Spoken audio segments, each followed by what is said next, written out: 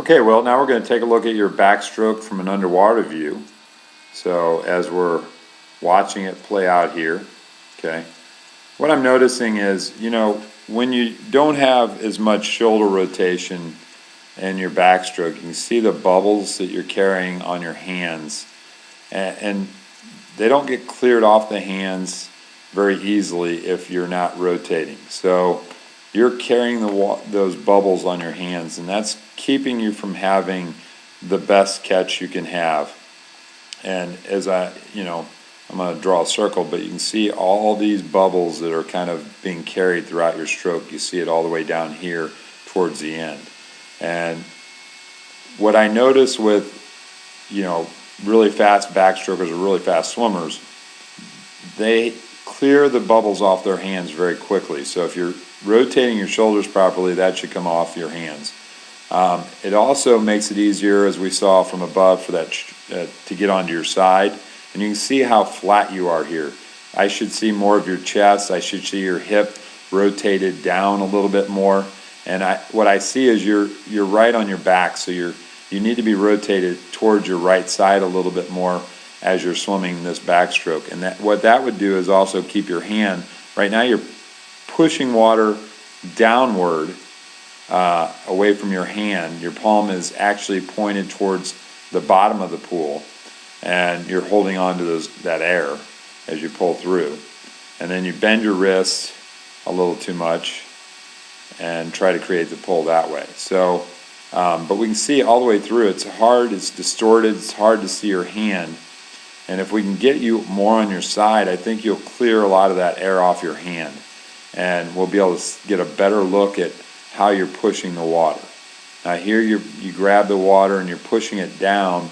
And another area that we want to get a little bit better, you can see how you're finishing with that hand so far below your body line. And when we watch our backstroke video, the finish of the stroke should be just under the suit line next to the hip and not so far under the water line. So again, rotation and then stroke speed, stroke rate, is going to be affected because you have almost 2 feet that you have to lift your thumb through the water to get it out of the water for the recovery of the stroke.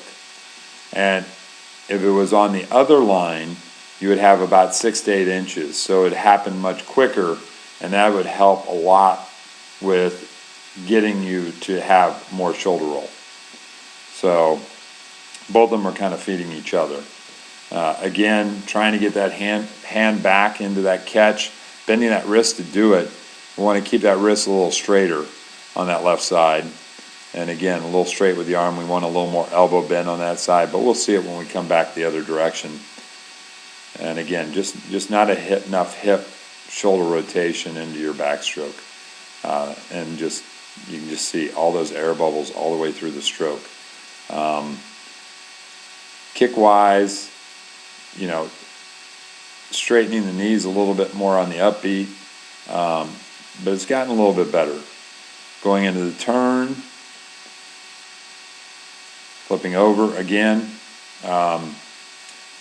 We want the feet to hit the wall. We want to be tighter with our tuck. So your feet should be here, okay? Then you should be up here with your knee, and the seat of your suit should be right here. And then you should be unloading into your streamline this way. So you're in tighter, you opened up a little bit too much, and now your feet are really low on the wall. So when you're getting into your streamline, you're on a straight line, which will be shallow, and we want to carry along this line a little deeper, so about 6 to 8 inches deeper as you carry on that line there to push off the wall. And now as we push off the wall, you can see how shallow it is. You're trying to create depth with your arm, and that's going to create drag as you're pushing off the wall very straight. So what we want to do is push off at that deeper angle from the feet being up here, push off on this angle in a straight line and get that streamline going straight and not have those arms bowed back underneath us.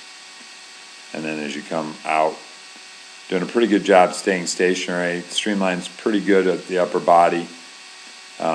Kick out's happening a little bit more from the knees and then you can kind of see your feet are separated. So your foot here is here, and the other one is below here.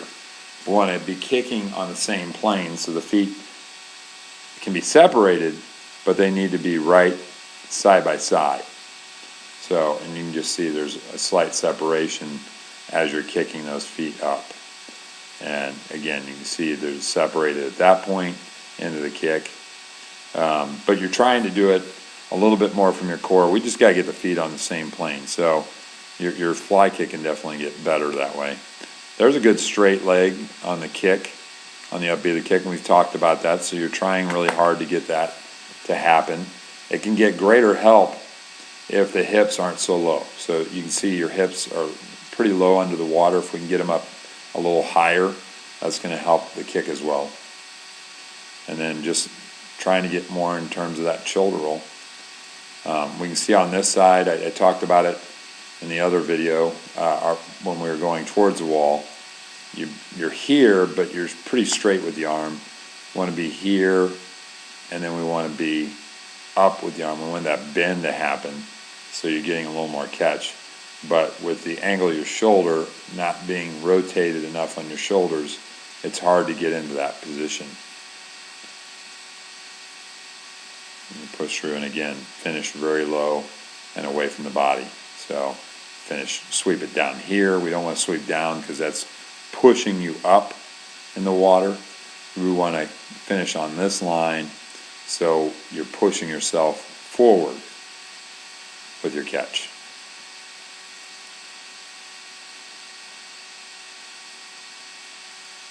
Back through.